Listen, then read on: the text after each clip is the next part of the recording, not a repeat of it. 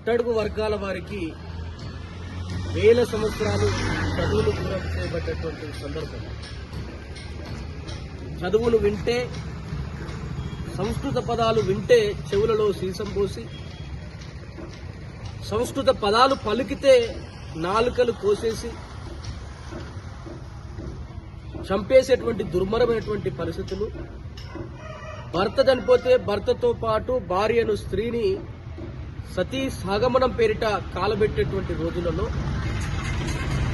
ఈ రాజ్యాన్ని ఎదిరించి, వర్ణ వ్యవస్థను ఎదిరించి, పీడిత తాడిత కులాల నాయకుడిగా పూణే లోపల మహాత్మా జ్యోతిబా పూలే గారు మొట్టమొదటిసారి స్కాటిష్ మిషనరీ స్కూల్లో విద్యను అభ్యసించి, అదేవిధంగా అప్పటికి స్త్రీలు వంటింటి కుందేళ్లు అనేటువంటి పరిస్థితులు ఉన్నటువంటి స్త్రీలకు మొట్టమొదటిసారి సావిత్రిబాయి పూలే తన భార్య కూడా చదువు చెప్పి, ఈ ఇద్దరు కూడా సమాజంలో విద్యా లోపంగా ఉంది కాబట్టి శూద్రులుగా పిలువబడుతున్నటువంటి పేద ప్రజలకు, ముఖ్యంగా బీసీలకు, ఎస్సీలకు, ఎస్టీలకు, మైనార్టీలకు విద్య దూరంగా ఉంది కాబట్టి వారి కోసం మా జీవితాన్ని అంకితం చేసి మేము నేర్చుకున్నటువంటి చదువును ఈ సమాజానికి అందిస్తామన్నటువంటి కృషితోటి, ఒకవేళ మాకు పిల్లలు పుడితే స్వార్థం పెరుగుతుంది కాబట్టి మేము పిల్లలను కనకూడదు అని ఈ మహా దంపతులు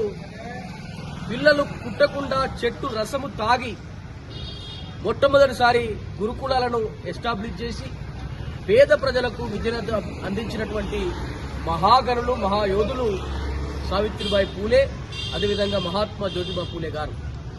వారు చేసినటువంటి కృషి ఫలితంగానే ఇవాళ మేమంతా కూడా తెల్ల చొక్కలేసుకొని గర్వంగా చదువుకొని ఇవాళ చాలా మంది ఉద్యోగులుగా, చాలా మంది పారిశ్రామికవేత్తలుగా, చాలా మంది డాక్టర్లుగా, ఇంజనీర్లుగా, లాయర్లుగా తయారైనమంటే కేవలం ఈ యొక్క మహాదంపతుల యొక్క త్యాగం మాత్రమే. వారి త్యాగం లేకుండే ఇవాళ ఇక్కడ ఉన్నటువంటి మనందరికీ కూడా చదువు అనేది నిషేధం. వారి ద్వారానే మొట్టమొదటిసారిగా చదువు మనకు అందింది.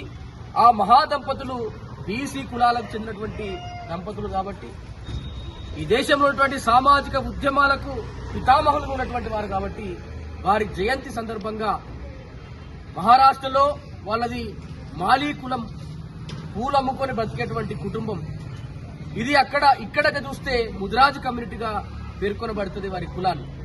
కాబట్టి ఆ మహాదంపతుల యొక్క త్యాగాన్ని స్మరిస్తూ తల్లి చదువుల ఐకాన్, చదువుల దేవత, ఈ యొక్క దేశ స్థితిగతులను మార్చినటువంటి మహాత్మా జ్యోతిబా పూలే గారి సతీమణి సావిత్రిబాయి పూలే గారికి ఇవాళ BC Azadi youth federation Huzurabad committee ఆధ్వర్యంలో నాయకులు, రాష్ట్ర నాయకులు, అదేవిధంగా నియోజకవర్గ నాయకులు, జిల్లా కన్వీనరు, అదేవిధంగా ఇక్కడ ప్రతి ఒక్కరం కూడా మండల కమిటీ పార్టిసిపేట్ అయ్యి వారిని స్మరించుకోవడం నిజంగా కూడా చాలా సంతోషకరమైన విషయం అనేటువంటి దాన్ని తెలియపరుస్తూ, హుజురాబాద్ పట్టణంలో ఉన్నటువంటి పుర ప్రముఖులు, మేధావులు, సబ్బండ వర్ణాల ప్రజలకు ఒక అవమానకరమైనటువంటి చీకటి రోజుగా నేను మీడియా ముఖంగా తెలియజేస్తా ఉన్నాను.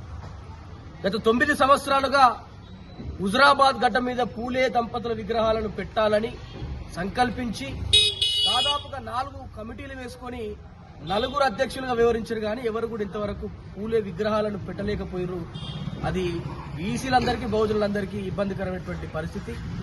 గత ఉప ఎన్నికల సమయంలో ఏదైతే హుజురాబాద్కు బై ఎలక్షన్ లాస్ట్ టైం వచ్చిందో, ఆ ఎలక్షన్ టైంలో పూలే గారి యొక్క హాఫ్ విగ్రహాన్ని తీసుకొచ్చి గవర్నమెంట్ హాస్పిటల్ ముందట మట్టిలో పెట్టి దాన్ని ఇన్స్టాల్ చేయకుండా, కన్స్ట్రక్షన్ చేయకుండా మట్టిలో పెట్టి అవమానపరిచినటువంటి పరిస్థితులు కూడా ఈ హుజురాబాద్ గడ్డ మీద మేము కళ్ళనిండా చూసినాం.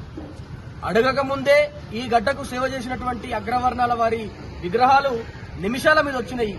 కానీ 8 సంవత్సరాలు అవుతున్నా కూడా మాకు చదువులకు, మా జీవితాలను మలుపు తిప్పినటువంటి మహనీయుల విగ్రహాలు మాత్రం రావడం లేదని గతంలో కూడా మేము ప్రశ్నించినాం.